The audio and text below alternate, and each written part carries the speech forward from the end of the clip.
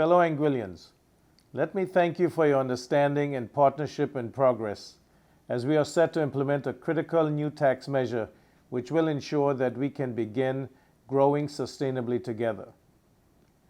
I am encouraged by the words of civil rights activist Gwendolyn Brooks, which bears so much insight to our current opportunities. Indeed, we are each other's harvest. We are each other's business. We are each other's magnitude and bond. In a more simple context, we are responsible for each other. We are part of a community with shared risks, shared goals, shared opportunities, shared burdens, and shared responsibilities. I have spoken on numerous occasions regarding our collective responsibility to not only carry out the expectations of those who have elected us, but to act responsibly in honoring the commitments that have been made of us as a nation. The position we now find ourselves in must be seen as an opportunity to right the ship and to steady the course. Make no mistake, every action considered and taken is done with the collective community at heart. We have listened to the concerns of the business community and have weighed them against the obligations we must meet on island from our administering power and international creditors.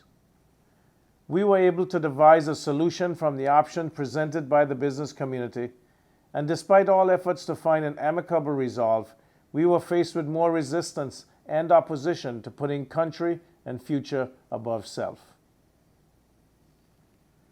Some members of the business community chose to close their places of business, and I respect their right to do so.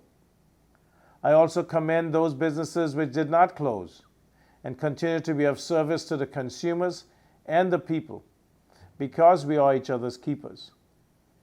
We must all pause and speak to the man in the mirror. Government exists on a continuum. There are programs which support the needy and less fortunate in our community, totaling millions in support. Many of these individuals found themselves unable to shop based on their schedules and commitments. Government is established to be of service to its people, and when faced with the realities of such abrupt breaks in our relationship, we are forced to look at the terms and strength of those relationships. The currency of good faith that connects all can be stretched, but never broken. It can lose shape, but must be allowed to return to form. We are each other's business. We are each other's harvest. So where do we go from here?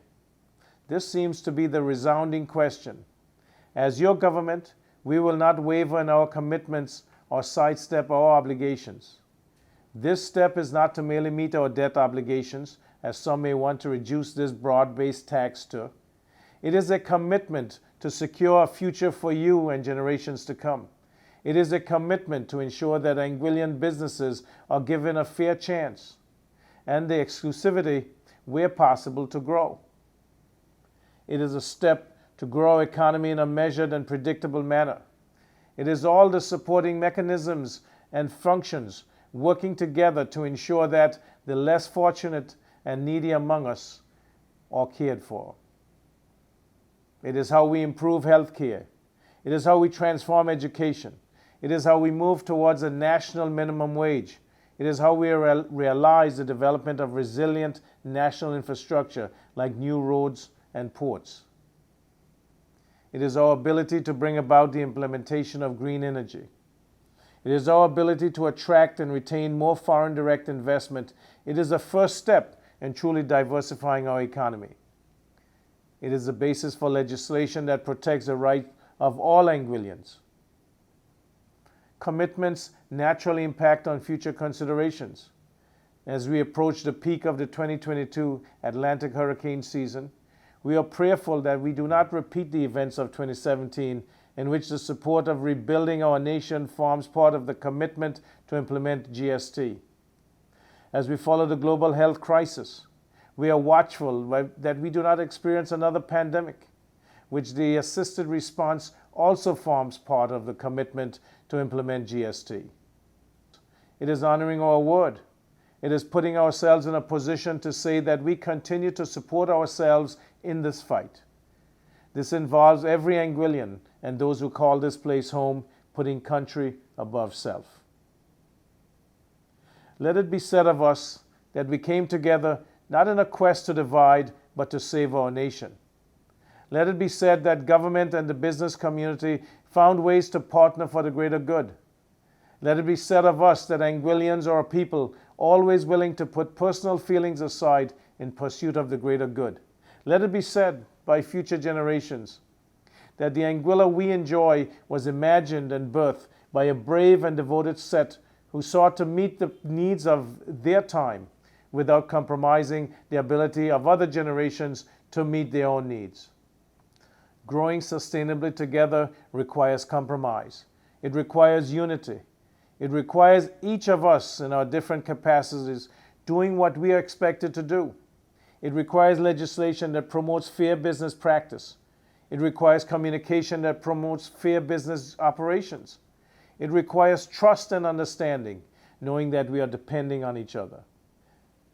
Businesses that choose to remain closed, knowing that government has accepted and actioned your recommendation, I implore you to count the cost at which we spend our words. Know that beyond the shadow of a doubt, this administration has your best interests at heart and is committed and have shown that we will always meet you halfway. Anguilla is bigger than any individual and stronger than the divide of any varying agenda. You have a friend in this administration, and I trust that my saying this administration has a friend in you will be seen in your response to the people of Anguilla. May God bless you, and may God continue to bless Anguilla. Thank you.